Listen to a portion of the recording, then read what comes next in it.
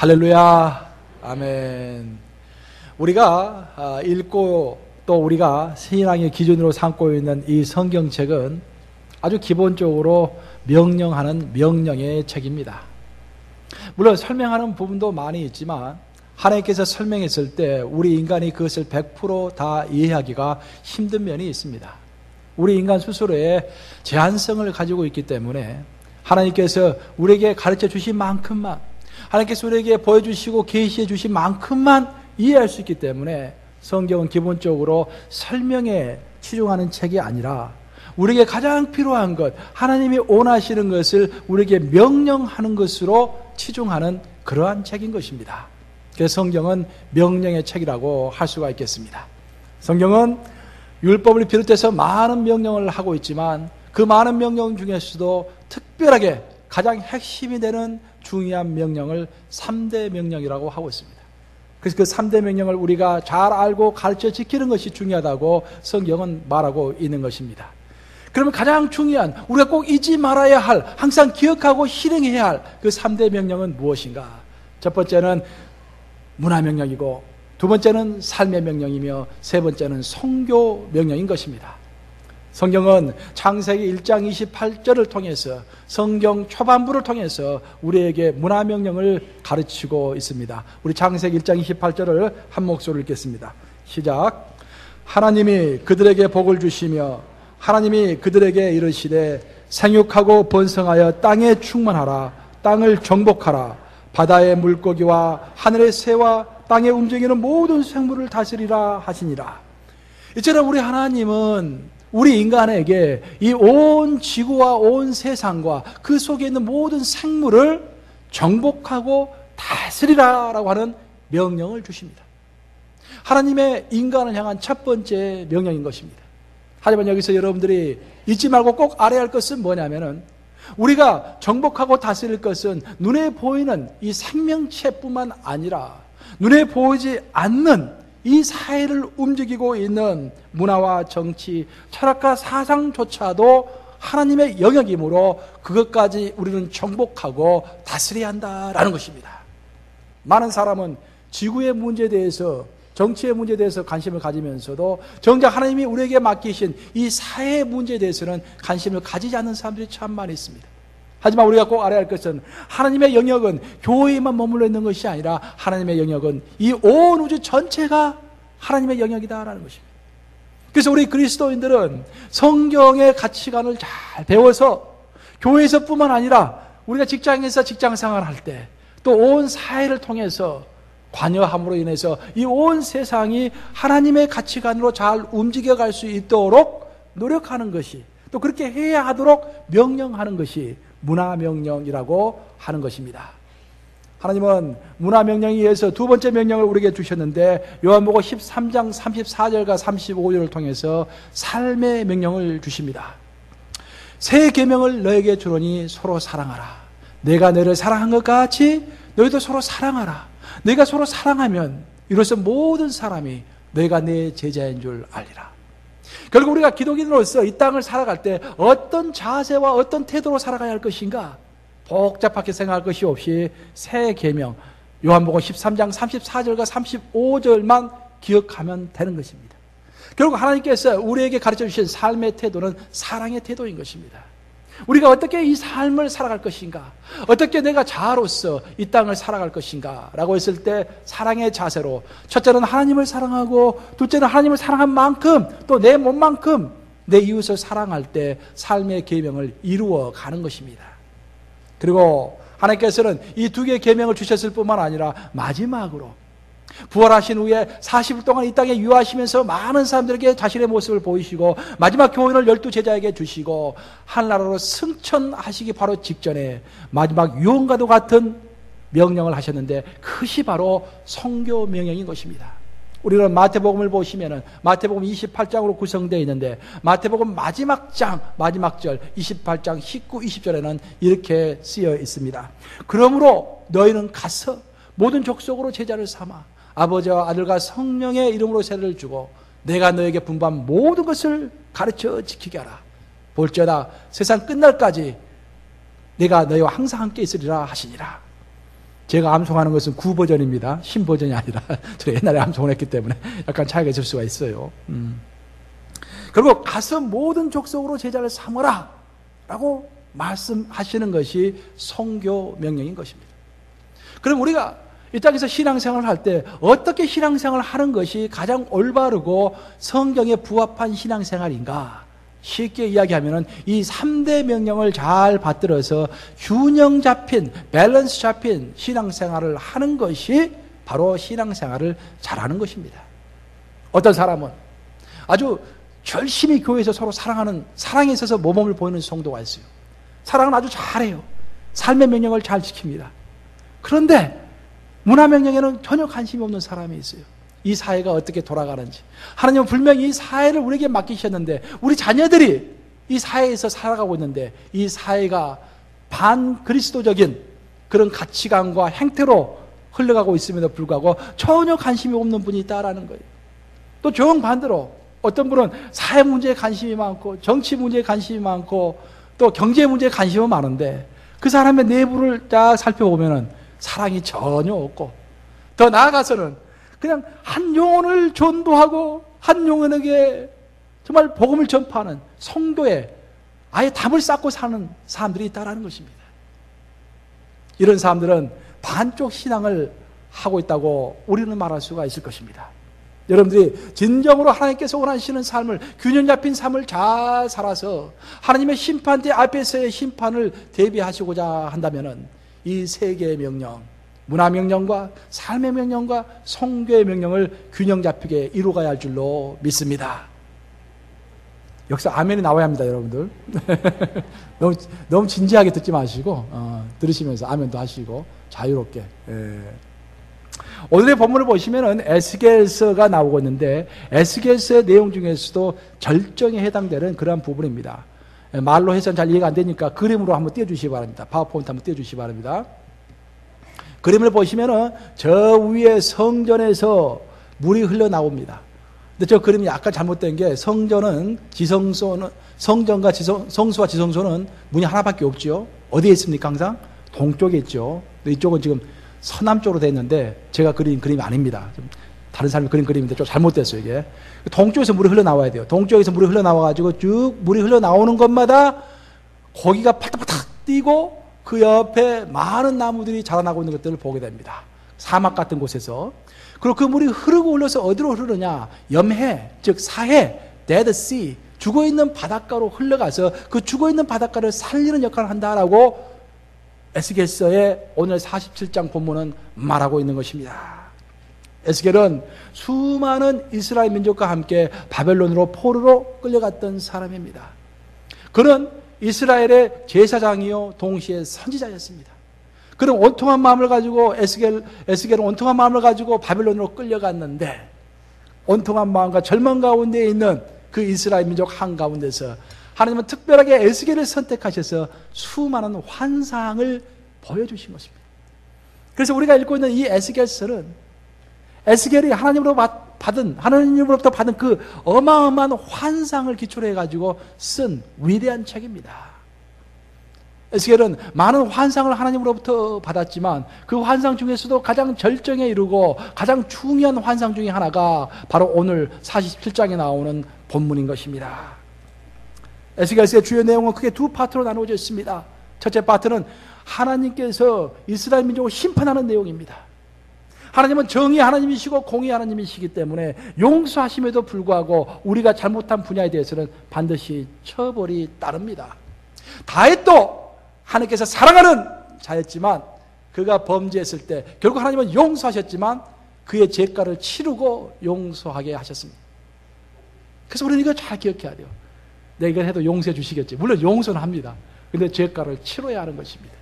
그래서 이스라엘 민족도 하나님께서 선택하시고 사랑하는 민족이었지만 하나님을 배반하고 우상을 섬기고 엉터리로 살아갔을 때 하나님은 거기에 대한 심판을 하신 것입니다. 그 심판이 바로 바벨론 민족을 쳐들어와서 그들을 포로로 끌려가고 예루살렘은 다 파괴가 되고 하나님이 계셨던 성전조차도 다 파괴되게 된 것입니다.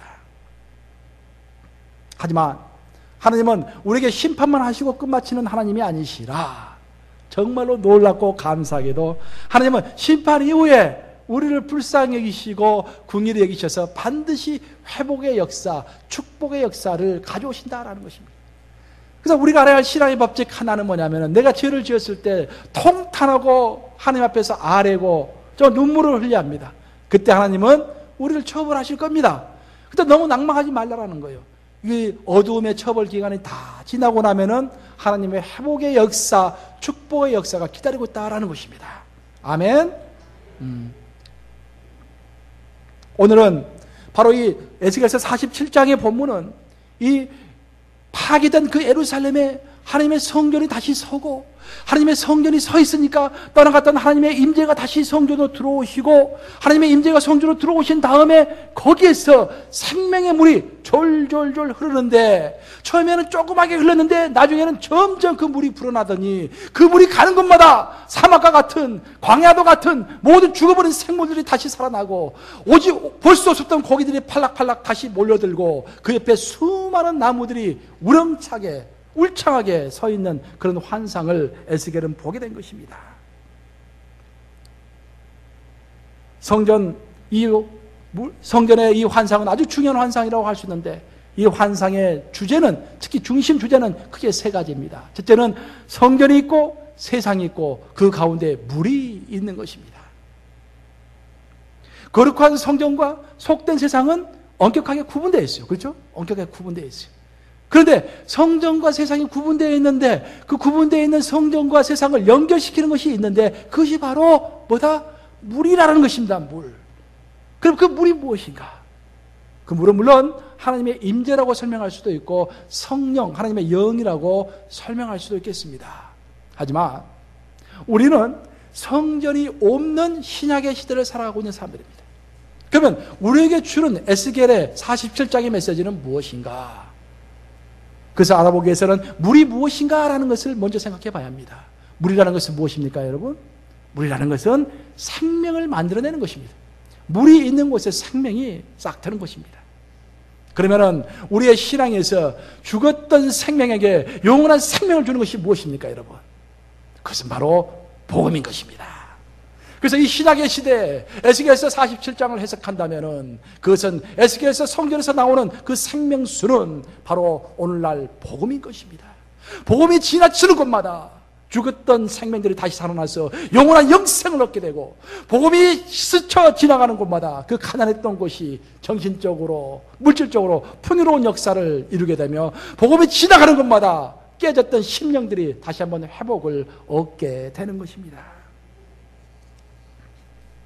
9절을 보시면은 이 물이 흘러 들어가서 바닷물이 되살아나겠고 라고 설명되어 있습니다. 이 물이 흘러 들어가서, 이 물이라는 것은 성전에서 나오는 생명수입니다. 그 생명수가 흘러 들어가서 바닷물이 되살아나겠고, 여기서 바닷물이라는 것은 염해, 사해, 데드씨, 알다시피 여러분들 그 성지순례 가보시면은 사해는 완전히 뭐 고기가 없지 않습니까? 물이 짜가지고 죽어있는 바다 아닙니까, 말 그대로. 근데 그 바다가 그 생명수가 들어감으로 인해서 다시 한번 살게 되고, 그곳에 수많은 물고기들이 모이게 된다는 것입니다. 얼마나 놀라운 일입니까? 보통 인간의 세상에서는 상식적으로 생각했을 때 어떤 담수가, 깨끗한 물이 흘러가지고 큰 태평양으로 들어가면, 큰 바다 속으로 들어가면, 그 짠바다 속으로 들어가면 그 물은 어떻게 됩니까? 짜게 되죠? 짠맛이 되어버리죠. 그냥 자기의 정체성을 잃어버리고 짠맛이 됩니다. 그런데 여기서 설명하는 것은 뭐냐면은, 그 조그만 생명수가 흘러 들어가는데 그 큰 바다의 짠맛이 다 없어지고 그 생명수와 같은 물로 변하더라라는 것입니다. 이것이 무슨 말인가? 아주 중요한 말입니다. 그것은 복음이 들어가는 곳마다 세상으로 인해서 복음이 물러가는 것이 아니라 복음으로 인해서 그 세상이 변화되게 된다라는 것입니다. 우리 많은 사람들은 내가 조언도 한다고 해서 이 사람이 받아들일까? 내가 일주일간 아프리카 가가지고 선교한다 해가지고 크게 변할까? 근데 이번에 우리 단기 선교팀들 도미니카 갔다 왔는데, 도미니카 잠시 잠깐 가가지고 내가 일 좀 했다 해가지고 도미니카가 변화가 될까? 전혀 걱정할 거 없습니다. 전혀 걱정할 거 없어요. 왜냐하면 복음은 그 자체가 생명이고 그 자체가 능력이고 그 자체가 승리이기 때문에 가는 곳마다 내가 변화시키는 것이 아니라 그 복음 자체가 그것을 변화시키는 것입니다. 그래서 우리가 염려해야 할 것은 이 복음을 전한다고 해가지고 그 복음이 무슨 능력이 있을까? 저 사람이 변할까? 저 사람이 받아들일까? 그것을 염려할 것이 아니라 내가 과연 이 생수를 계속 흘려보내는 것처럼 성전에서 생명의 물이 계속 흘러나오는 것처럼 내가 그 생명의 복음을 계속해서 흘려보내고 있느냐라는 것만 고민하면 되는 것입니다. 아멘. 흘러보내야 돼요. 흘러보내면 그 나머지는 하나님이 책임지시고 복음 자체가 능력이고 복음 자체가 생명이고 복음 자체가 승리이기 때문에 가는 곳마다 스스로 열매를 맺게 된다는 것입니다. 9절에 따르면 성전 문지방에서 흘러나오는 물, 즉 복음이 닿는 곳마다 생명을 얻게 한다고 되어 있습니다. 또 그 생명수가 닿는 곳마다 풍요로운 역사가 일어난다고 했습니다. 그 생명이 닿는 곳마다 또한 회복의 역사가 일어난다고 했습니다. 그것이 9절에 나오는 말입니다. 9절에 살고 9절에 힘이 많으려니와 9절에 되살아, 이 세 단어가 나오는데 그것이 바로 생명과 풍요와 회복을 이야기하고 있는 것입니다. 이처럼 복음이 흘러 들어가는 곳에는 반드시 죽었던 생명이 다시 한번 살아나는 역사가 있고, 죄로 죽을 수밖에 없고 지옥에 갈 수 없었던 영혼들이 영원한 생명을 얻고 천국으로 가는 역사가 생겨나며, 가난과 헐벗음으로 고생했던 그런 민중의 삶이 다시 한번 경제적으로 또한 정신적으로 윤택해지는 역사가 또한 벌어지는 것입니다. 또한 복음이 흘러 들어가는 곳마다 내 깨어졌던 마음, 원수가 됐던 마음, 정말 시기하고 질투했던 그런 마음들이 다시 한번 회복의 마음으로 엎고서 선한 마음으로 바뀌는 것입니다. 그래서 복음은 물처럼 계속 흘러가야 합니다. 오늘의 에스겔서 47장의 본문이 강조하고 있는 것은 복음은 계속해서 흘러가야 한다는 거예요. 흘러가면 저절로 가는 곳마다 생명을 살린다는 것입니다. 흘러가야 한다는 거예요. 물은 흘러가야 합니다. 이것이 하나님의 뜻이기 때문입니다. 복음이 흐르지 못하고 어떤 장소에서 막혀있는 것처럼 보일 때도 있습니다. 하지만 여러분들이 아셔야 할 것은 복음은 결코 막혀있지 않다라는 것입니다. 그렇게 보일 뿐이지 막혀있지 않고 복음은 계속해서 물처럼 흐르고 전진해 가는 것입니다. 만약 그것이 현재 막혀있다면 언젠가는 가로막힌 것이 없어지게 되고, 그때 복음의 물은 그동안 멈췄던 시간에 몇 배 빠른 속도로 흐르게 될 것입니다. 이렇게 복음이 흘러서 이제 더 이상 흘러갈 곳이 없을 때, 흐르고 흘러가지고 더 이상 흐를 곳이 없을 때, 그때 무슨 일이 벌어집니까? 예수님께서 약속하신 말, 그때는 예수님께서 내가 재림하리라. Second coming of the Jesus Christ. Second coming of Jesus Christ. 복음의 물이 흐르고 흘러가지고 더 이상 흐를 곳이 없어가지고 딱 막힐 때, 그때 예수님이 재림하시는 것으로 믿으시기 바랍니다.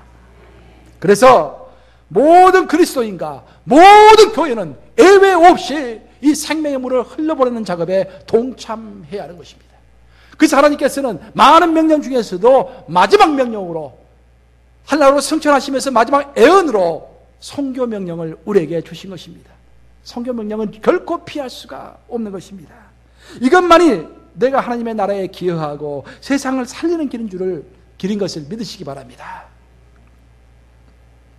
복음은 하나님의 신비이고 하나님의 능력이지만, 여러분들 꼭 아셔야 할 것은 뭐냐면은, 복음은 스스로 승리하지만 복음은 사람을 도구 삼아서 전달된다라는 것입니다. 하나님은 이디오피아 내시에게 복음을 전할 때 누구를 사용하셨습니까? 빌립을 사용하신 거예요. 하나님이 직접 전하면 되시지 왜 빌립을 사용하실까? 인간을 사용하신 것입니다. 빌립을 사용해서 이디오피아 내시를 구원하실 것입니다. 하나님의 그것이 왜 그러느냐? 물을 필요가 없어요. 그것은 하나님의 방법이기 때문에 그냥 하나님의 방법이 이런 것이구나라고 알면 되는 것입니다. 그런데 우리가 알아야 할 것은 뭐냐면은, 우리가 하나님의 도구가 되어서 복음 전파를 잘 하려면은 무엇보다도 다른 생명을, 또 다른 사람을 살리기 전에 나부터 살아야 되고, 다른 사람을 충만하게 만들기 전에 나부터 충만해야 한다라는 것입니다. 오늘의 본문에 나오는 47장 3절에서부터 5절을 보시면 이런 장면이 나옵니다. 그 생명수가 흐르는데, 그 생명수가 세상으로 뻗어나가기 전에 가장 먼저 누구를 먼저 채웁니까? 에스겔을 먼저 채우는 장면이 나옵니다. 가장 먼저 그 생명수가 에스겔을 채우면서 처음에는 발목까지 올라왔어요. 그 다음에는 무릎까지 올라왔어요. 그 다음에 어디까지? 그 다음에 허리까지 올라왔다고 그랬습니다. 그리고 나서 마지막에 에스겔의 온 몸을 다 잠겼다고 성경은 설명하고 있는 것입니다. 이처럼 복음이라는 것은 다른 사람에게 전도하고 전파하기 전에 내가 먼저 생명수로 충만함을 입어야 하는 것입니다. 내가 먼저 복음을 정확하게 확신하고 오직 그리스도의 피만이 죽은 생명을 다시 살려서 영원한 생명을 얻게 하고 오직 그리스도의 피만이, 다른 것이 아니라 그리스도의 피만이 우리를 천국으로 인도한다는 것을 100% 믿고 확신해야 내 입에서 파워가 나오고 내 입에서 확실히 나오고 내 입에서 충만히 나오면서 다른 사람이 감화 감동을 받고 하나님 앞으로 나오게 되는 것입니다. 여러분의 내면에는 예수님의 십자가 보혈만이 영원한 생명을 준다는 그런 확신이 있습니까? 그리고 그 확신이 차고 넘쳐서 내 이웃과 열방으로 뻗어나갈 수밖에 없는 그런 역동성이 있습니까? 그리고 그 역동성에서 흘러나오는 열정 때문에 말하지 않고서는 배길 수 없는 그러한 외침이 있습니까? 저는 뉴욕 감독이가 그런 것을 보기를 원해요. 다른 것에 뭐 열정을 두지 마시고 거룩한 야성을 좀 가졌으면 좋겠어요. 자꾸 이게 가식 같은 거 하지 마시고 거룩한 야성을 가지고 부르짖는 영성, 나가서 전도하는 영성, 확신에 차서 사람들에게 전파하는 영성, 내가 먼저 확신이 있어야 할 거 아닙니까? 그래서 여러분들에게 자꾸 내가 성경 공부하라고 그러는 것이고, 그래서 여러분들이 같이 교제하라고 하는 것이고, 그래서 여러분들에게 기도하라고 하는 것입니다. 내가 먼저 차고 충만함이 있어야 나에게 외침이 나오는 것입니다. 만약 여러분이 충만함으로 일단 선교를 시작했다면은, 일단 여러분들 충만함이 있다고 합시다. 그래서 충만함으로 선교를 시작했다면은 이제 여러분은 어떤 방법으로 선교해야 할지를 생각할 때가 되었습니다. 자, 그 방법에 있어서 어떤 방법으로 선교를 할 것인가? 그러니까 오늘 제가 여러분들에게 지금 선교에 대해서 시간이 좀 걸리더라도 이걸 두 번은 나눠서 할까 했는데, 그래서 그러면 또 맥이 깨지고 그래서 한 번에 걸쳐서 선교 전반적인 것을, 좀 중요한 것을 다 다루고자 합니다. 그래서 잘 들으세요. 첫 번째는 선교하기 위해서 충만함이 필요하다라고 이야기했어요. 두 번째, 그러면 선교를 어떤 방법으로 할 것인가? 선교는 반드시 함께하는 선교, 즉 팀워크로 하는 선교가 되어야 합니다. 함께 따라서 해보시겠습니다. 함께하는 선교, 팀워크로 하는 선교. 제가 여러분들이 이렇게 따라서 하라고 그러잖아요. 그럼 따라서 잘 하셔야 돼요. 왜냐하면은 그 부르짖는 기도라는 책, 우리 지금 수요 예배 때 같이 공부하고 있는데 그 정원 씨가 쓴 책 아닙니까? 근데 그 책을 읽어보면 그런 말이 나와요. 뭐냐면은 그 판사가 재판을 할 때 판결문을 쓰잖아요. 판결문을 딱 쓰면은 쓸 때까지는 글로 있을 때는 아무리 효력이 없다라는 거예요. 근데 그것을 사람들이 다 모이는 장소에서 큰 소리로 외치면은 그때부터 그것이 효력을 발생해서 법이 되는 거예요. 그렇죠? 마찬가지로 우리가 알고 있는 지식을 머릿속에만 담고 있으면은 효력이 없다라는 거예요.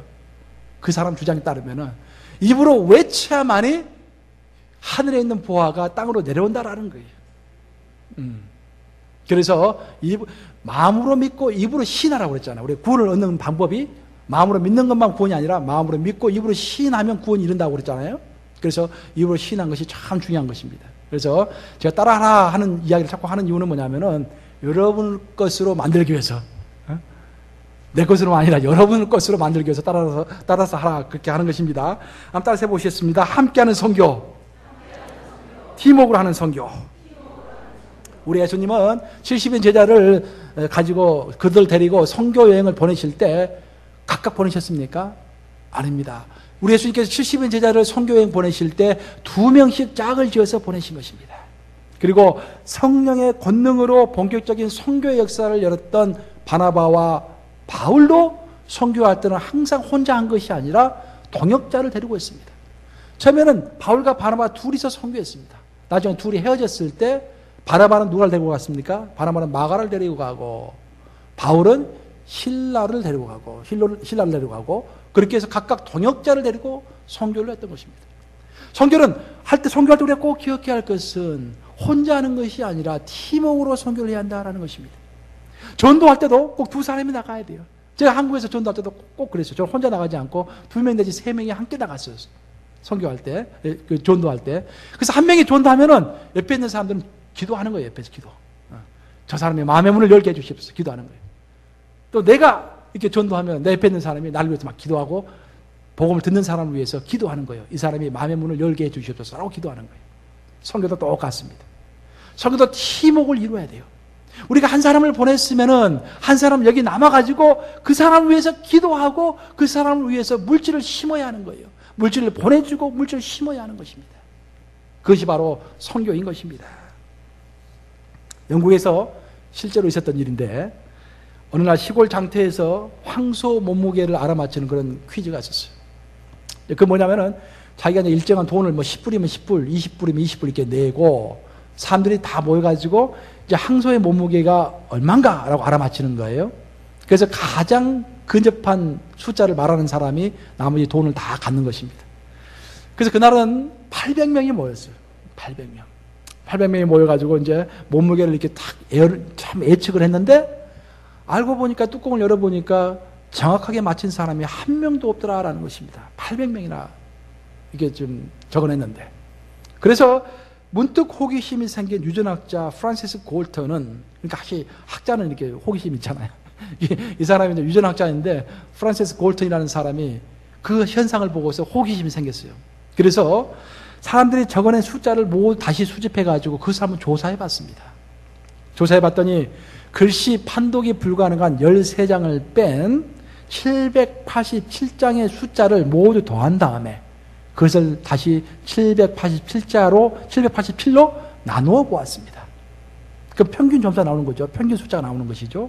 그랬더니 놀랍게도 1197파운드라는 그런 결과가 나온 것입니다. 그럼 왜 놀라운가? 1197파운드가 바로 정확한 그 소의 몸무게였기 때문입니다. 여러분, 이게 통계입니다. 통계 얼마나 재밌는지 몰라요. 저는 학위 과정으로 통계를 하지 않았지만 직장생활 하면서 통계를 배우게, 직장에서 통계를 했기 때문에 통계를 배우고 미국에 와서 상무성에서 통계도 또 배웠어요. 그리고 이제 통계에 관심이 많아가지고 Statistics and Truth라는 책이 있어요. 아주 유명한 책인데 그 책을 또 번역까지 했어요, 제가. 근데 통계의 세계가 이런 것입니다. 통계가 가르쳐주는 핵심적인 것은 뭐냐면은 혼자서 판단하면은 부정확한데 많은 사람이 모여서 힘을 합쳐서 판단하면은 정확한 결과가 나온다라는 것입니다. 이처럼 여러 사람의 힘을 합치면은 해결되게 되어 있습니다. 왜냐하면은 그것이 삼위일체라는 공동체의 모습으로 임하시는 하나님의 방법이기 때문입니다. 우리 예수님은 12명 또 70명의 팀원들과 함께 사역하셨습니다. 혼자 사역하시지 않으셨어요. 항상 12명 내지 70명의 제자들이 옆에 있었어요. 그 또한 최초의 복음운동은 여러분들이 잘 아시다시피 마가의 다락방에서 120문도가 모임으로 인해서 공동체 운동으로서 최초의 복음운동이 시작된 것입니다. 이처럼 복음은 함께 연합으로 공동체로 실행하는 것이 복음인 것입니다. 꼭 잊지 마세요. 그래서 여러분들이 복음을 전하고 오늘 전도하고 선교하고 싶다면 파트너를 빨리 찾으셔야 돼요. 그리고 우리 교회에서 하는 다른 여러 곳에서 하는 것도 여러분들 개인적으로 참여할 수 있겠지만 일단 교회에서 하는 전도 프로그램, 선교 프로그램에 적극 참여하실 필요가 있는 것입니다. 이제 선교의 때에 대해서 한번 살펴보겠습니다. 만약 여러분들이 개인적으로 충만함을 입었고 이제 동역자들과 함께 팀워크를 이룰 준비가 되어 있다면 이제 두 가지가 남아있어요. 첫째는 어느 때에 갈 것인가, 그 다음은 어디로 갈 것인가, 이 두 가지 질문이 남아있는 거예요. 근데 우리가 본격적으로 선교를 시작하기 전에 여러분이 꼭 잊지 말아야 할 것이 하나 있는데 그것은 선교라는 것은 하나님이 원하시는 때를 분별해서 해야 한다는 것입니다. 바울과 바나바는 아주 준비된 사람이었습니다. 그렇죠? 바나바 바울은 준비되어 있기 때문에 곧바로 선교 여행을 떠난 것이 아니라 1년간 기다렸습니다. 기도하면서 기다릴 때 사도행전을 따르면 성령께서 임하셔가지고 그들을 따로 떼어서 선교사로 보냈다라고 되어 있습니다. 이처럼 우리가 선교 계획을 세웠기 때문에 선교를 떠나는 것이 아니라 하나님의 때가 되었기 때문에 하나님께서 명령하시기 때문에 떠나는 것이 선교여야 한다라는 것입니다. 우리 그리스도인들의 삶에는 훈련할 때가 있고 또 파송받을 때가 있고 또 우리가 기다릴 때가 있고 행동할 때가 있는 것입니다. 그리스도인으로서 현명한 삶을 사는 방법 중에 하나는 뭐냐면 때를 잘 분별하는 것입니다. 내가 물러설 때가 있고 내가 나설 때가 있습니다. 물러설 때인데 나서면 안 돼요. 또 나설 때인데 물러서면 그것도 안 돼요. 때를 분별해서 물러설 때는 물러서고 나설 때는 나서야 하는 것입니다. 우리 교회는 그간 파라과이에 많은 선교를 했습니다. 근데 시작할 때는 분명히 필요했기 때문에 하나님께서 파라과이 선교를 우리에게 주신 것입니다. 근데 지금은 또 물러서야 할 때가 되기 때문에 파라과이에서 물러서고 또한 대륙별 선교를 하는 것입니다. 또 대륙별 선교도 시간이 지나면 언젠가는 또 물러설 때가 있을 것입니다. 또한 누가 OMSC 선교대회도 마찬가지. 우리 선교대회를 매년 하는데 그것도 시작할 때가 있고 또 어느 시점에 가면은 물러설 때가 있을 것입니다. 그처럼 물러설 때와 해야 할 때를 잘 분별해서 하는 것이 바로 선교인 것입니다. 우리는 우리의 스케줄을 짤 수 있지만 하나님은 그분의 타이밍에 그분의 스케줄대로 우리를 보내시는 것입니다. 머무는 것도 떠나는 것도 모두 하나님이 결정하십니다. 선교는 결국 누구의 때? 하나님의 때에 하는 것이 선교이다 라는 것들을 명심하시기 바랍니다. 이제 마지막으로 우리는 선교를 위해 어디로 떠나야 할 것인가를 생각해 봐야 합니다. 첫 번째, 우리가 충만함으로 잘 갖춰져 있고, 두 번째는 우리가 이제 충만함으로 갖춰질 뿐만 아니라 어디로 가야 할 것인지, 어느 때에 가야 할 것인지 정해져 있고, 이제 마지막으로 우리는 어디로 가야 할 것인지를 생각해 봐야 할 때가 된 것입니다. 그런데 여기서 우리가 생각해 봐야 할 것은 떠남에 대한 정의입니다. 과연 떠난다는 것이 무엇인가? 보통 우리가 선교하면 항상 생각하는 것이 내 몸이 해외로 가는 것이 선교다라고 생각한다라는 것입니다. 그리고 여기에 많은 함정이 있습니다. 선교란 결국 내 몸이 해외로 가는 것이 선교가 아니라 선교란 땅끝에 이르러서 복음을 전파하는 것이 선교인 것입니다. 그럼 여기서 우리가 알아야 할 것은 땅끝이 도대체 어디인가라는 것입니다. 땅끝이란 믿지 않은 영혼이 있는 곳이 바로 땅끝인 것입니다. 오늘날 전 세계에 많은 땅끝이 있지만 제가 생각했을 때 땅끝 중에 땅끝은 바로 미국이라고 저는 생각합니다. 왜냐하면 미국이야말로 전 세계 모든 족속들이 다 모여있는 곳이 바로 미국이기 때문입니다. 우리가 도저히 갈 수 없는 위험한 상황에 있는 그런 족속들도 미국에는 난민의 형태로 또 불법 이민자의 형태로 해가지고 다 와 있는 곳이 바로 미국인 것입니다. 그래서 미국이 땅끝인 거지. 미국에서 그 사람들을 잘 훈련시켜가지고 그들 나라로 보내면은 그것이 바로 선교 중에 선교인 것입니다. 저는 그런 의미에서 우리 EM을 참 자랑스럽게 생각합니다. 저희 교회 EM은 성인이 있을 뿐만 아니라 학생들도 대학생들도 많이 있지 않습니까? 선교는 다른 것이 아니라 그 학생들을 잘 훈련시키면은 그 학생들이 결국 졸업해가지고 전 세계로 흩어질 거 아닙니까? 그래서 그들을 여기서 훈련시키고 잘 돌봐서 내보내는 것이 바로 우리가 선교를 하는 것입니다. 여러분들이 그 스토니브릭에 가서 한번 밴 라이드 한번 해주는 것, 그 자체가 다른 것이 아니라 선교인 것입니다. 또한 선교는 반드시 영혼만을 구원하는 것을 의미하지는 않습니다. 여러분들 정확히 또 하나 아셔야 할 것은 뭐냐면은 선교라는 것은 영혼만을 구하는 것이 아니라 영과 혼과 육 전체를 구원하는 것이 바로 선교다라는 것입니다. 배고픔으로 인해서 죽어가는 사람들, 전쟁과 독재로 인해서 혼이 깨진 사람들, 그리고 가난으로 인해서 희망을 잃어버린 사람들에게 그들에게 빵을 주고 복음을 주고 정의와 경제를 살리고 또한 지친 마음을 위로한 그 모든 것이 선교인 것입니다. 결국 선교는 다른 말로 표현하면 관심이라고도 할 수가 있겠습니다. 저는 그런 생각도 해요. 우리 교회 이번에 아프셔가지고 병원에 입원하신 분이 2분 계셨는데 그런 분들을 찾아가서 위로하고 내가 아픈 것처럼 그들을 위로하고 격려하고 하는 것이 바로 선교의 정신이다라는 거예요. 잃어버린 자들을 찾아가서 복음을 전할 뿐만 아니라 깨어진 마음을, 깨어진 상처를 싸매주고 격려해주고 위로해주고 치유해주는, 힐링해주는 그것도 바로 선교의 일부분이다라는 것입니다. 지금 전 세계에는 65억의 인구가 여러분 살고 있는 거 아시죠? 근데 65억 인구 중에서 하루에 수천 명씩 굶어 죽는 역사가 지금 오늘 이 순간에도 일어나고 있습니다. 매 초마다 수십 명씩 굶어 죽는 거예요, 지금. 그런데 놀라운 사실은 뭐냐면은 전 세계에서 생산하고 있는 그 식량의 양을 보면은요, 80억 인구가 먹고도 남는 그런 양을 지금 현재 생산하고 있는 거예요. 생산은 80억 이상이 먹을 수 있는 양을 생산하는데 왜 65억 인구 중에서 그 수많은 사람들은 식량이 없어서 매일 굶어 죽는 것인가? 바로 이러한 일에 관심을 갖는 것이 바로 또 다른 선교다라는 것입니다. 물론 몸이 떠나는 것도 선교이지만 그런 관심을 가지고 어떻게 그런 문제를 해결할 수 있을 것인가 생각하는 것도 선교다라는 것입니다. 하나님은 또한 인간을 존엄한 존재로 만드셨는데 어찌하여 오늘날 전 세계는 수많은 사람들이 독재 정권 하에서 인권을 유린당한 채 허덕이고 있습니까? 이에 대한 관심을 가지고 그 한 영혼의 핍박과 사슬에 얽매여 있는 그런 것들에 대한 관심을 가지고 우리 예수 그리스도께서 선포하셨듯이 올가매고 있는 그 사슬의 줄을 끊어주는 것이 나의 사역이라고 선포하셨던 예수님의 사역을 기억하는 것도 바로 선교의 정신인 것입니다.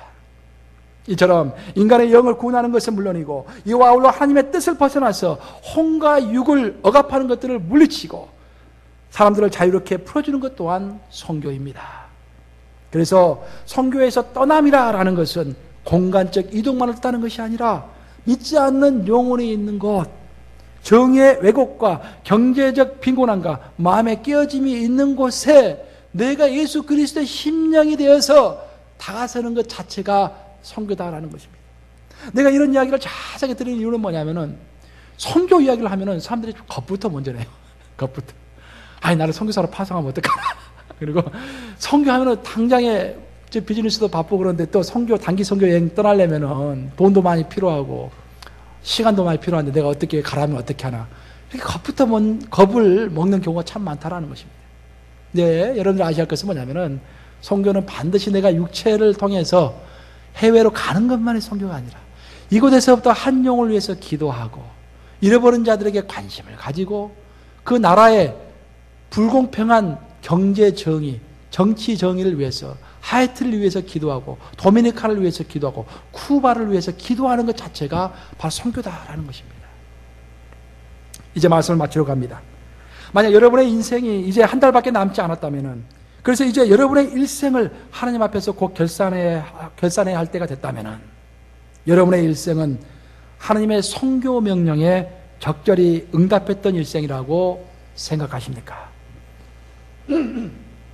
결국 우리 모든 사람은 하나님의 심판대 앞에 설 것입니다. 그러니까 하나님의 심판의 기준은 아까 말씀드린 것처럼 많은 명령 중에서도 그 3대 명령에 집중할 것입니다. 첫째는 우리가 문화 명령을 잘 지켰는가? 둘째는 삶의 명령, 즉 사랑의 명령을 잘 실천했는가? 그리고 세 번째는 한 잃어버린 영혼을 한 명이라도 구원하고자 하는 그런 애절함으로 살았는가? 그런 것들이 기준이 되어가지고 우리를 심판하실 것입니다. 여러분은 준비가 되어 있습니까?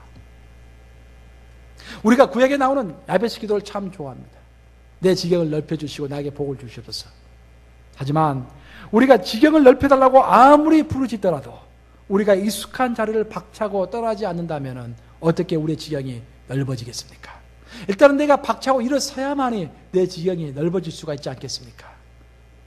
또한 가만히 머물러 있는 사람이 어떻게 열방을 유업으로 받겠으며 전도하지 않는 교회가 어떻게 부흥을 하겠으며 동서남북을 바라보는 비전이 없는 사람이 어떻게 미국을 품고 전 세계를 품고 미전도 종족을 품고 또한 누욕을 품을 수가 있겠습니까? 선교는 나의 계획과 나의 편안함과 나의 사상을 죽이고 하나님의 때에 하나님의 부르심에 응답해서 하나님이 보내시는 곳으로 가는 것이 선교입니다. 하지만 선교의 출발은 바로 이곳에서부터 작은 것에서부터 시작한다는 것을 항상 명심하시고 관심, 잃어버린 영혼에 대한 관심, 내 옆에 병마로 시달리고 있는 사람에 대한 관심, 또 저기 먼 곳에서 먼 나라에서 벌어지고 있는 기아와 굶어 죽음에 대한 관심, 또 그 나라에서 벌어지고 있는 독재 정권 때문에 시달리고 있는 그 민중의 삶에 대한 관심, 그 관심에서부터 선교는 시작한다는 것을 항상 명심하시고 너무 거창한 선교만 생각하지 마시고 지금 이 자리에서부터 선교를 시작하시는 여러분들 되시기를 우리 주님의 이름으로 축복합니다.